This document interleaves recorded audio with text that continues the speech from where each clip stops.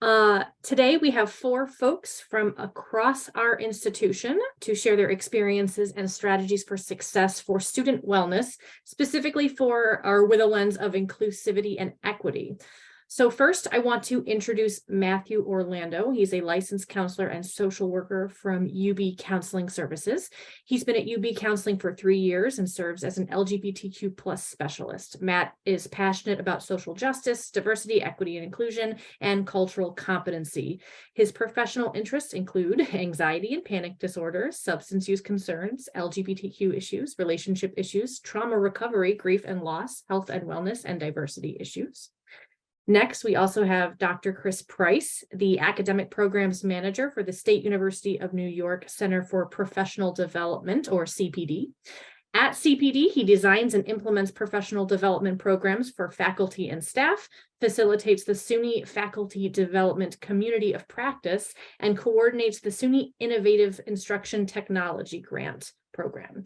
Prior to his position at the CPD, he was the director of the Center for Excellence in Learning and Teaching at SUNY Brockport for 12 years. I'm also pleased to introduce Odette Reed, the Associate Director of UB's Center for Excellence in Writing. As a PhD graduate of UB's Curriculum Instruction and the Science of Learning program, her research focuses on teaching writing using anti-racist pedagogy via new literacy theories and the ideological model of literacy.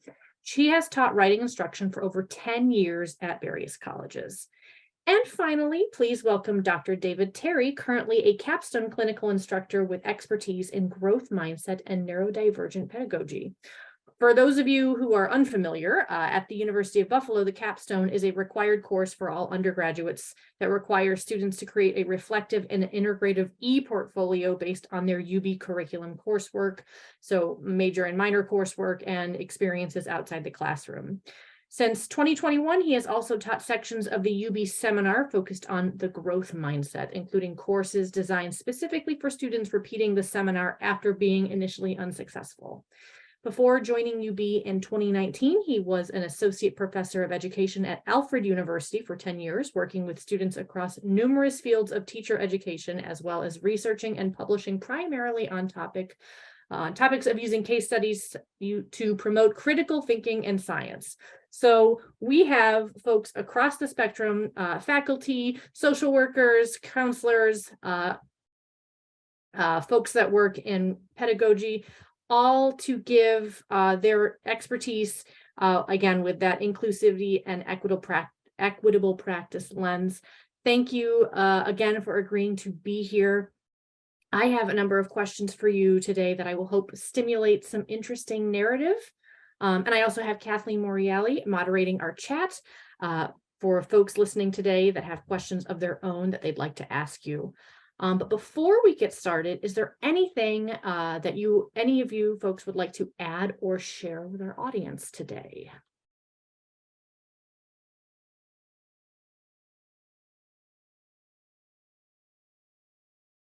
This is also an opportunity to make sure y'all can mic check, hear me. Hello, everyone. I'm very happy to be here. I think my video is doing something weird. I seem to see this weird coloring going on after a few minutes. Did anyone see that? Okay, so I may have to turn it off at times, and for that, I'm very sorry. No worries. It is the joy and beauty of technology.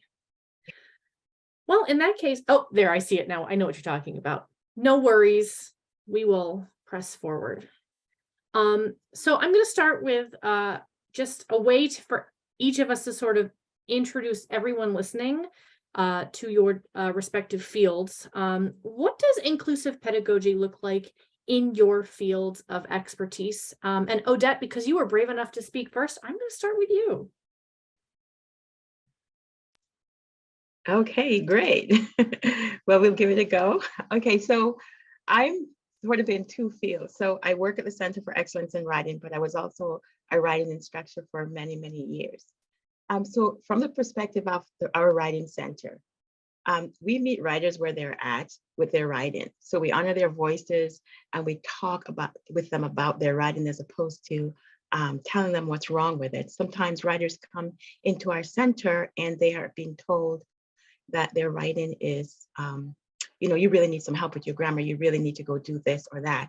And so when we look at their writing, so some professors might send them to our center with from a remedial perspective, but when we meet with our writers, we do not focus on the mistakes that they're making. We have a dialogue about their writing. So the writing becomes more about the process. And in doing that, we allow the voices of the writers to be maintained. When we talk about inclusive pedagogy in our center, we have 3 pillars that we go by. We have an anti-racist pedagogy, we have translingualism, and we have gender inclusivity. I'm going to put the link to our website in the chat so that you can read more about our 3 pillars. But our focus is on helping our students to work with what they have and not tell them that this is wrong and that is wrong.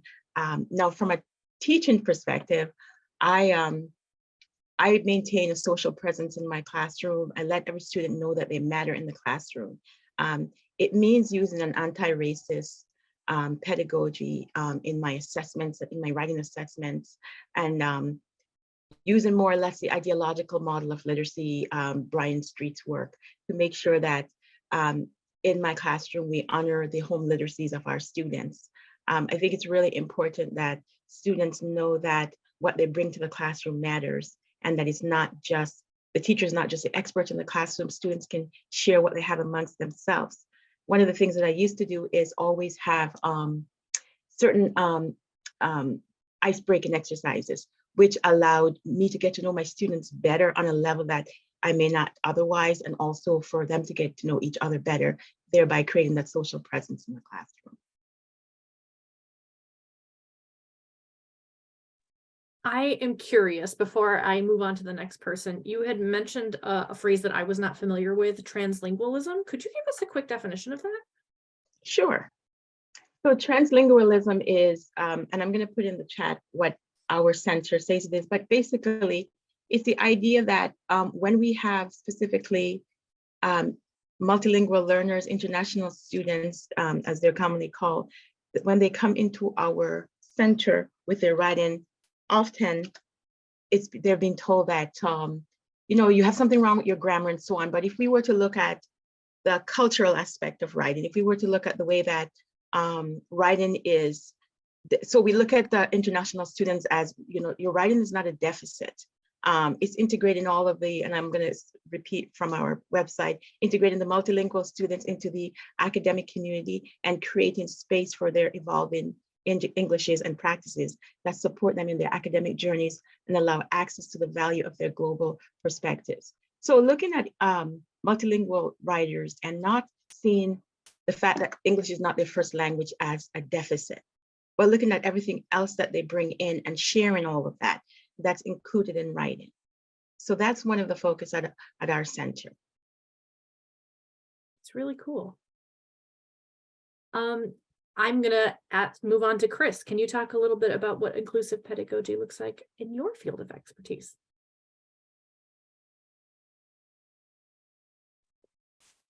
Thanks, Mary.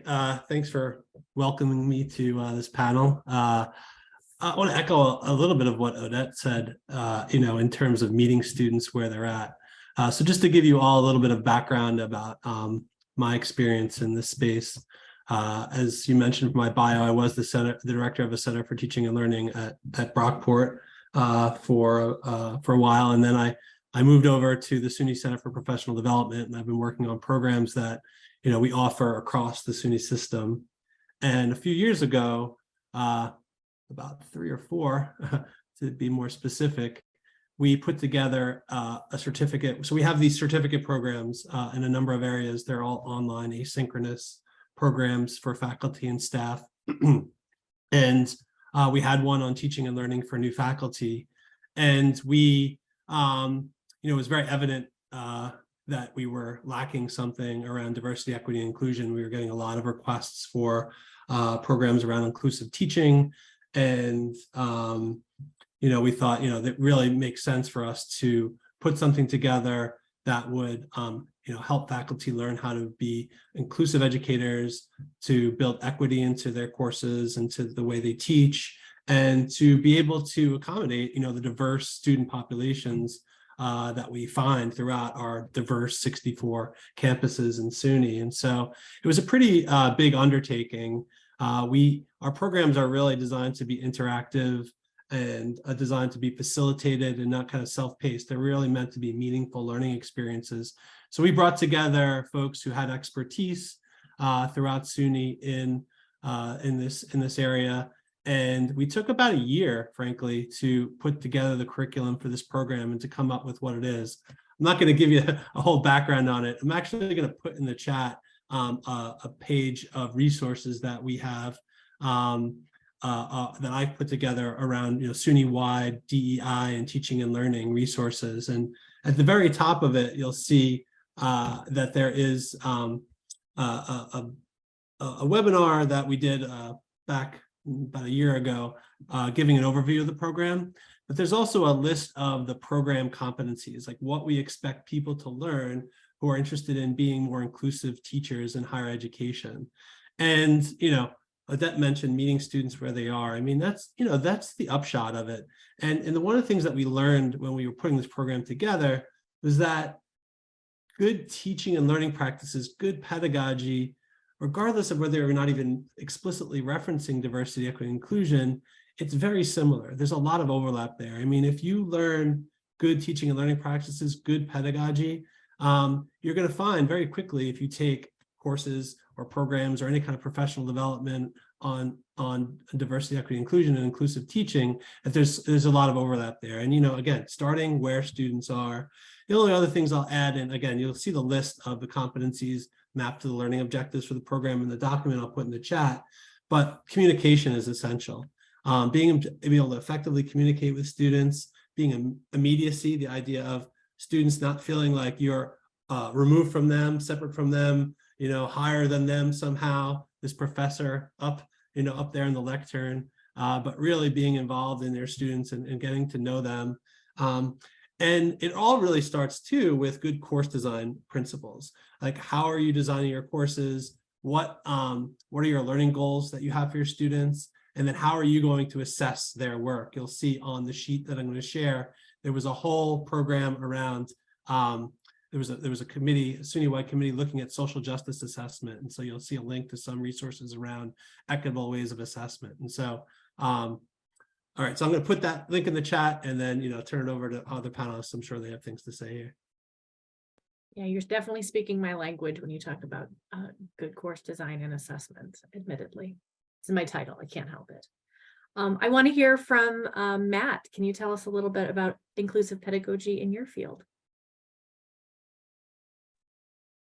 Of course, thank you, Mary. I think it's a little, I think there's definitely some similarities and some differences working in the field of counseling and therapy, because the work that we do looks very different. It tends to be very individualized. While we do have group treatment, that's not typically the primary method of services that students receive. So I think that in the world of counseling, people oftentimes think of the role of a counselor as to tell someone what to do, how to live their life, how to feel about things, right? We're supposed to be the professional and the expert and the one who's trying to basically tell people how to live the healthiest life possible. There are counselors who take that approach. Historically speaking, that is what a lot of therapy has been founded on, is that the therapist is the expert. You are here to learn from them and to do what they tell you. Counseling in the past has been very regimented, regardless of who you are. Essentially, if you have a certain diagnosis, this is what we do to treat it. That's kind of the history of it. And history also really favored therapy for heterosexual, cisgendered white men. That was really who counseling was designed for. And so practices really reinforced that. And so nowadays, many counselors that you'll meet, myself included, really focus on what we call a person-centered approach, really derived from Carl Rogers, a fantastic person in our field who really helped shift the narrative to a different direction than where it had been going in its earlier phases. And really the idea of person-centered therapy is founded on the belief that the person is the expert on their own lives and their own experiences. Our role is to serve as a tool to help them uncover ways to access their own motivation for growth, the type of growth that they're looking for.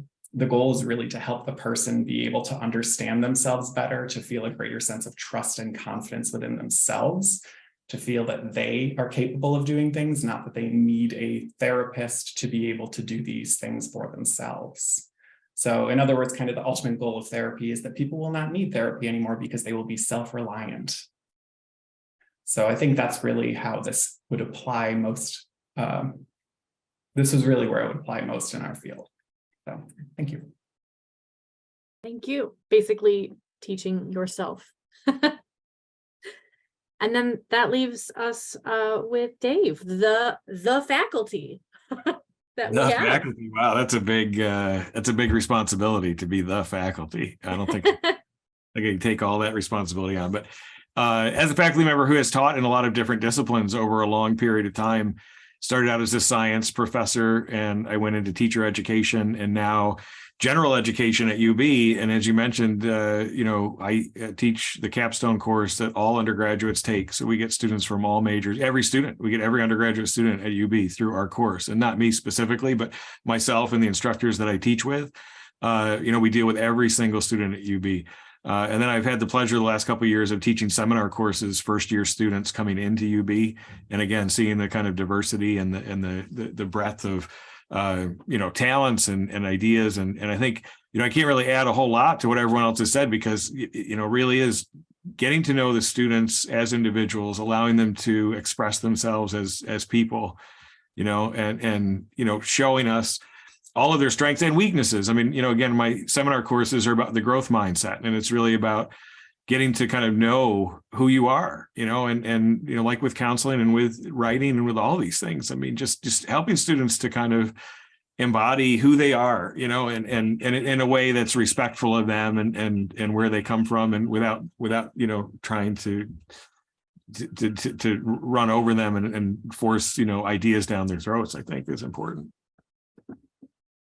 If you don't mind, for those of us who come from different disciplines, can you give us the tweet version of what the growth mindset is?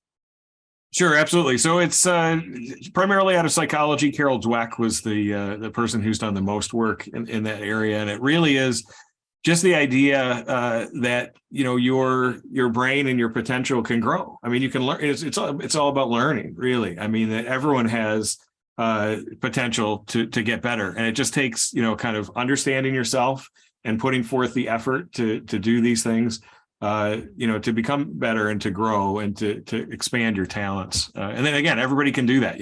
We have a lot of students who don't trust that that they're good at certain things. I'm sure Odette deals with this. Students she mentioned, who are told maybe that they're bad writers, and we can all grow. That's the other thing too. I mean, wherever you are, we all have potential to get better. And I think that's an important message to help students to think about too. And the way you design your class can, hopefully do that. That's beautiful. So now that we all have sort of an idea of what spaces we're coming from, and I will let all of you just chime in here as it moves you. What practices would you recommend to the faculty and staff that are listening today seeking to build an inclusive and equitable learning environment? So tell us a little bit about your specific practices.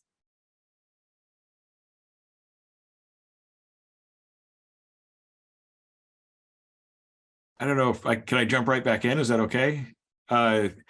I mean, I think it's very discipline specific. It's very instructor dependent. I mean, again, having spent some time in teacher education, I've seen lots of different folks with different personalities, and there is, we all know there's no one kind of stereotypical good teacher, right? Some people use more humor than others. Some people are great at explaining things. Some people are great at pulling students out in various ways and showcasing their strengths or weaknesses. Some people are, compassionate with feedback.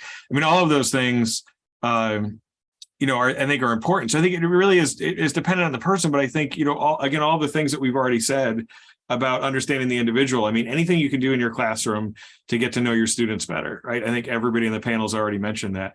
Those things are huge, even little things. I'm not good at remembering people's names. And at a conference years ago, someone had us write placards that we kept in front of our, and it's common, it's not unusual, but a lot of times in classrooms, and I've had professors, we've all probably had this, they're great at remembering people's names, but then students don't necessarily remember each other's names, right? So the nice thing about a placard or a name tag or something is students can get to know each other, a little more deeply, and opportunities for students to work together.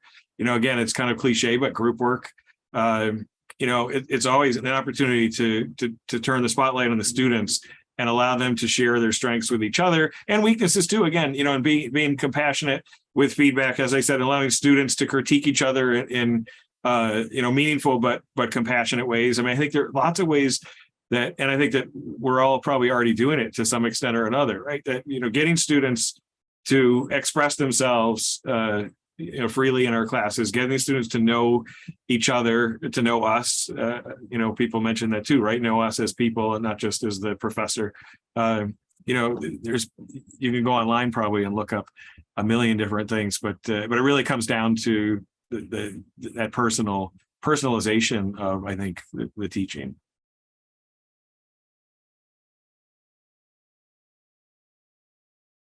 I agree with everything that Dave was saying. When he was speaking, I recalled when I was doing my field research, one of the instructors that I observed from the first day of class, she had the students create name cards for themselves that they could switch and use up as a bookmark later on. And on it, she basically said, go ahead, take whatever you need. She had markers, stickers, you name it. She said, do something that represents you. And then she explained what she did her card, and she explained what each symbol, everything that she drew on it meant. And I noticed that this gave students an opportunity to share a little bit about themselves that they would not have otherwise shared. And then they kept those bookmarks / name place to use at other times. So definitely talk to the students.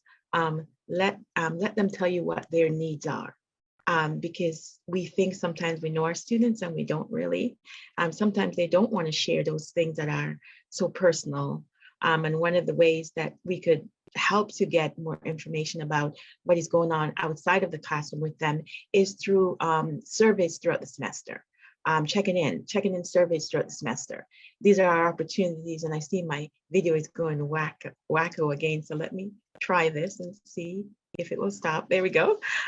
Sorry about this. It was working at 3 a.m. this morning when I was on Zoom, honestly. I was writing with a writing group, in case you're wondering what I was doing at 3 a.m. in the morning on Zoom. So I think it's important to just find out a little bit more about your students. One of the things that I used to do was encourage the students to come to my office hours. So I have regular office hours, we all do as instructors, but sometimes we find that you're sitting in your office hours and no one comes, especially when we went remote.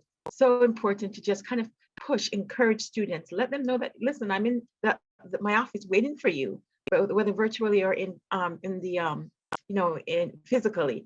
And when they come into your office hours, I have found out things about students and issues that were going on in my classroom during my office hours, because in a bit of a safer environment in the classroom, students will talk to you and then they'll tell you things that are happening in the classroom. So I think it's really important to just really, really be very inviting with those office hours with students.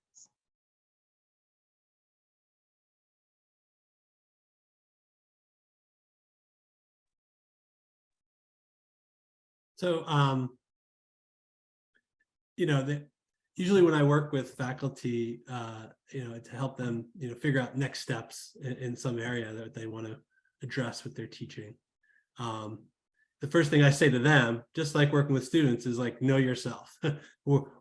Are you a baby steps kind of person who's gonna, just try to, tinker, go slowly? And again, there's no right way here. It's really what way is going to work for you. Or are you kind of the person who just wants to rip the Band-Aid off?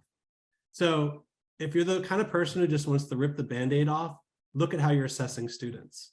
Look very carefully about how you're assessing students. Look how your, students are being evaluated in your courses, and then try to see if there are patterns. Are certain students more successful in your courses than others? Is your method of assessment biased? I mean, I think, is it reflecting a particular viewpoint? Is it not respecting certain viewpoints? And then there are tons of ways to, try to, these days, there are so many different ways of grading and assessment that are sort of new out there and are getting a lot of attention. So ungrading is one of them. If you go to that social justice assessment section of that website on the sheet I shared earlier, you'll see other examples. And so, it's not easy though, I'll have to say that. I think the way we grade and the way we assess student work, it typically comes from what we were successful with as students ourselves. And so it's really hard to change those practices. But if you could do that, that can really go a long way towards, making sure that you're helping all students be successful in your courses, which is ultimately what we want to happen here. Yeah, I love what the others have said so far. I think what Chris was just saying really resonates with me. I think that we're really quick to dismiss our own internal biases. We're really quick to not even want to acknowledge the fact that we might have internal biases. And it can be really painful to realize that we do. And so natural defense mechanism can be denial, right?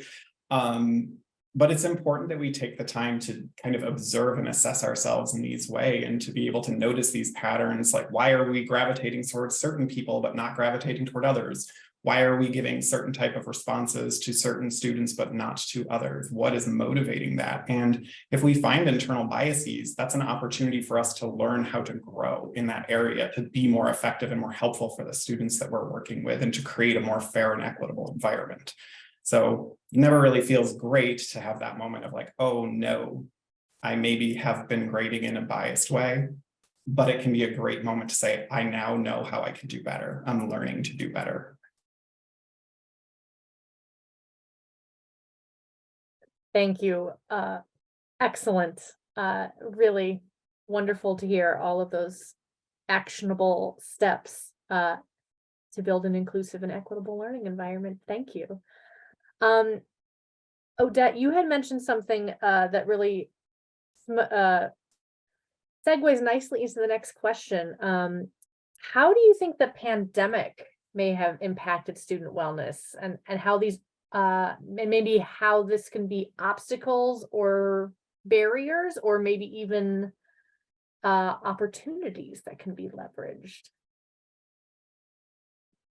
Sorry, I'm putting you first again. You said something that... That's fine. Oh, you wanted me to go. Okay, that's fine. So the pandemic has been the first year after the pandemic, I was still teaching, and I did notice the difference with some of my students. We know that it created developmental health issues and emotional issues in our students, from the isolation, the loss of family members, friends, even caring for families. Some of my students had to go out and work full time and manage school, balance school with that. So we have to acknowledge, I think, that life is happening outside of the classroom more than ever with our students. We have to be able to understand that their motivation levels has been affected, and so has their confidence levels.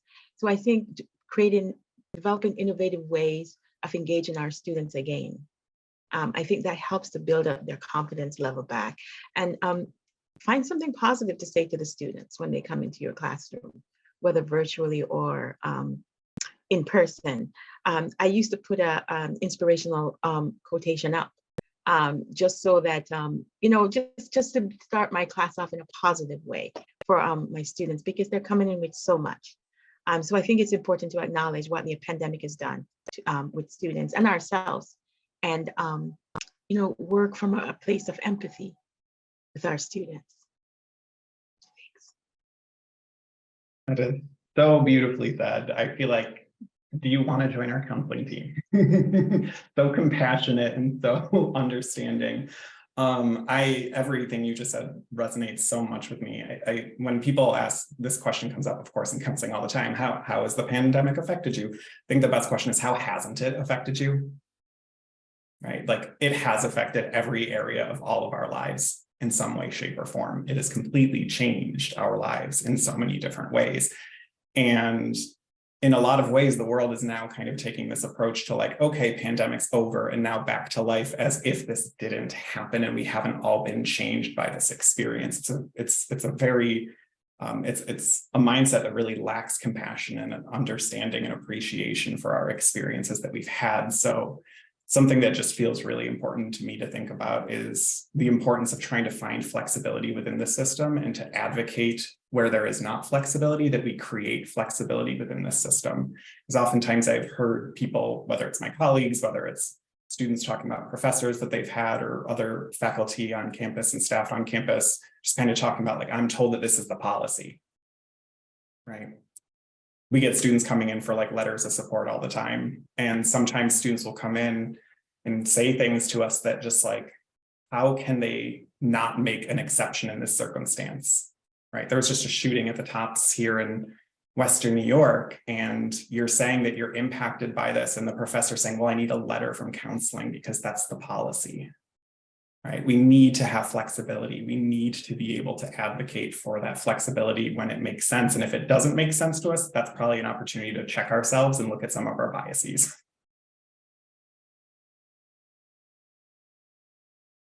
Yeah, I really like that, Matt. I mean, I think it comes down to trust students. I mean, I think, you know, and yeah, does that mean that all students are going to be truthful to you at all times? Absolutely not, right? I mean, you know, but having that just orientation, giving students the benefit of the doubt is really what I think I've learned personally as a professor, as an instructor from the pandemic.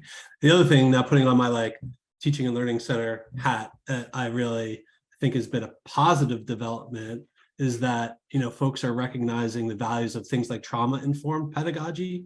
I'll put a link in the chat to an article in Inside Higher Ed by Mais Ahmad, who does a lot of work in this area. And, you know, there are just a bunch of suggestions. And this is an article that she wrote, you know, in the midst of the pandemic. And again, I don't want, you could read it yourself, but again, the summary of it all is just, you know, kind of treating students as human beings that have lives outside of your course. It sounds so simple, but those of you who teach know how hard that could be in practice. But, you know, just especially when you have a student that's especially challenging, you just have to keep in your mind, I'm going to give this student the benefit of the doubt. I'm going to listen to the student, and I'm going to do my best to treat the student as a human being, the human being that they are, right in front of me.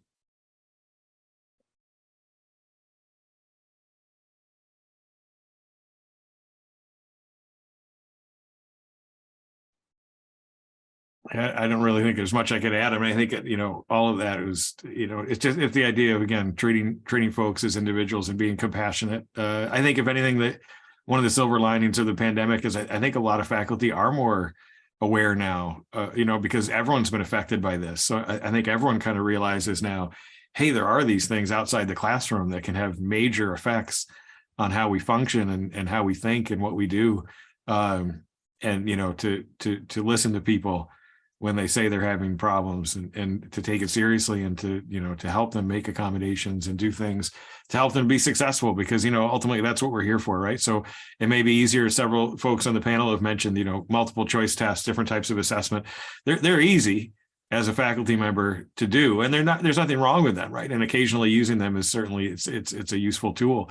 But relying on that kind of thing and not kind of doing the hard work of letting students express themselves and giving them alternative assessments and making exceptions when, you know, when it's warranted, and even maybe when you don't think it is warranted. I think that, you know, you mentioned that, Chris, that, you know, can we always trust students? No, you can't always trust anybody. I mean, you know, you just never know when someone's lying to you, but you know, you just say, look, it's not my job to judge, you know, your excuse, right? It's not my job to determine whether, you know, this student has a valid excuse. And this, I don't like the idea of excused absence, because, like, I mean, I feel like, you know, are some excuses better than others? Like, you know, I think that I want to talk with each student about what their situation is and what they need.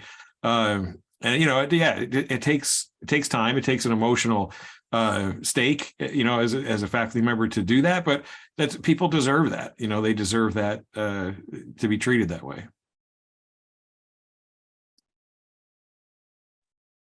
So I want to be mindful of our time, and I've got 3 more questions to get through it, but I also want to make sure people on our chat have time. So For these next 3 questions that I have, I will let folks respond, and I won't assume everyone needs to respond. So, my next question, how can a student-centered approach be leveraged to develop students' growth mindset? If anyone wants to jump in, if that speaks to you.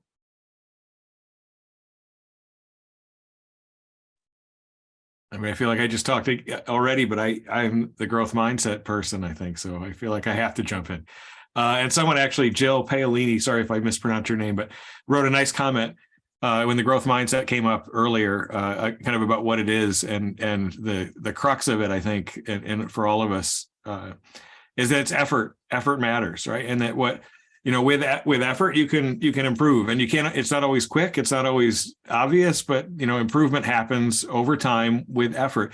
Effort doesn't mean that it's something you could do by yourself either necessarily, right? Effort and coaching, effort and having someone guide you, and that's again what our purpose is as instructors, right? We're the people here who can help you to maybe find the resources that you need, or provide the support that you need, or clue you into things that maybe you weren't fully aware of yet, or just connect you with another student in the class who has strengths that balance your weaknesses, and you can work together to work at something. Again, it doesn't always mean that you'll improve instantly, for sure, and it's not always easy, but learning is hard, but that's the effort is where it comes out, and that's how we get better. So I think anything you can do in your class that puts the onus on the students to put forth effort, and hopefully in a way that's manageable by them. Again, going back to treating students as individuals. I mean, not every student, as multiple folks have said, not every student's at the same place. So just saying like, this is what you have to do, and if you don't do it, you're not going to get better. I mean, that's not fair to the students who aren't quite there yet. So the differentiated instruction, hopefully providing students, it's hard in one class but you've got multiple students and they're all at different places, and you have to be somewhat cognizant of that. Allow students to get better from where they are. And I think it's come up already with some of the other questions that we've talked about, but the idea that improvement is really important, right? I mean, growth is important. That's, again, the growth mindset, the fact that you do get better. So is everyone going to reach the same point by the end of the course? Probably not, but is everyone going to get better? I hope so, right? If we're doing our job, that's the point. So.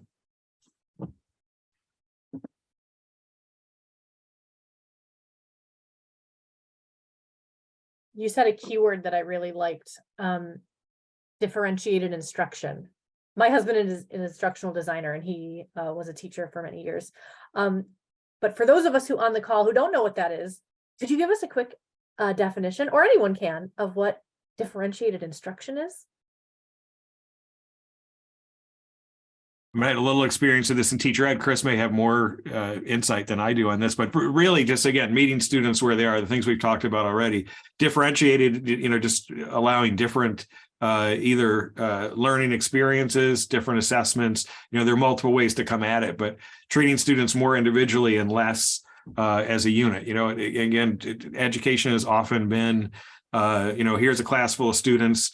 They're all, cogs in the machine, and we're going to just treat them all exactly the same. We're going to teach them the same way. We're going to assess them the same way. And that's not necessarily, again, the best way to get people to improve. So as much as possible, trying to meet students where they are, things that we've already talked about, recognize their strengths, help them to recognize their strengths and their weaknesses, help them to find material that resonates with them, that's useful to them. And again, different students have different needs, and trying to meet those as fully as you can, I think, is the point of it.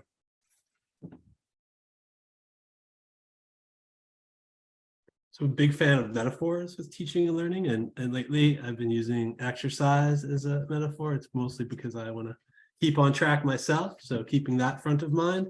But I feel like it's the whole idea of goals and gains in exercise. You got to focus on what your goals are, like what's your motivation for doing it, and then not focus on some, we're all not going to be, Arnold Schwarzenegger in his prime, right? We're not going to be The Rock, we're going to have, we're going to be hopefully better than we are, depending on what our goal is for what we want to accomplish.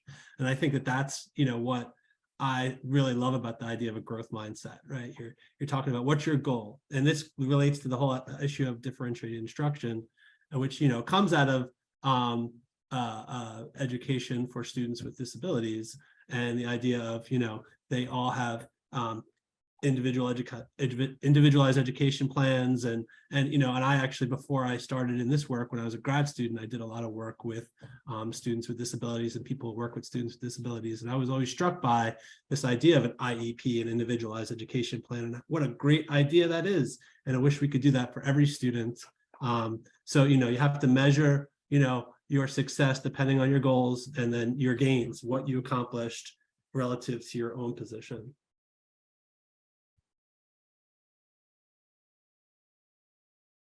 I want to jump to our next question, and I'm going to start with you, Matt, so prepare yourself.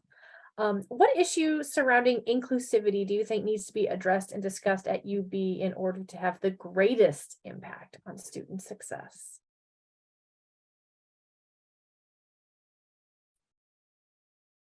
So I kind of want to speak to what I hear from students, because naturally this is something, this is a stressful component for a lot of students, is how they interact with the system at the university. And from what I hear from many of our students, particularly students with diverse backgrounds, is this feeling like there's either an implicit or explicit belief that all students here are on an even playing field when it comes to their education, and that there are policies and procedures that reinforce this.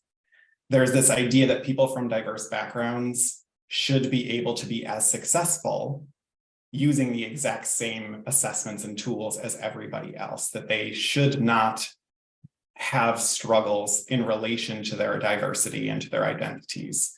And that doesn't make sense, especially in a system that was not designed with them in mind, right? We function in systems that are typically not created for diverse people. These are systems that are created for people with privilege, people with power, people with money, people with status, and that excludes a lot of people. And we still hold everyone to the same expectation. We're going to grade all of our papers the exact same way. We're going to expect everyone to behave in the exact same way in our classroom. We're going to expect people to feel the same way about the material that I'm teaching or how I'm trying to support them in this moment. And that just doesn't make sense. People are not, as we've said many times today already, like, people are all unique.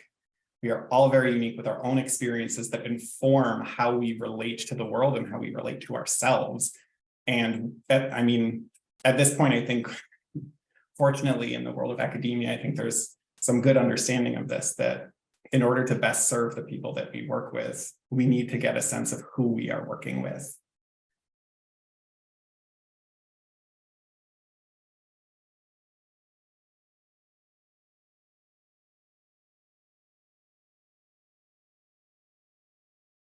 Who needs to hear that, do you think? Who do I think needs to hear that? Yeah, I'm curious. Who at UB needs to get that message? So, as I said, I'm speaking on behalf of what I've heard from students, not personal vendettas here. But I feel like this is like a systemic issue.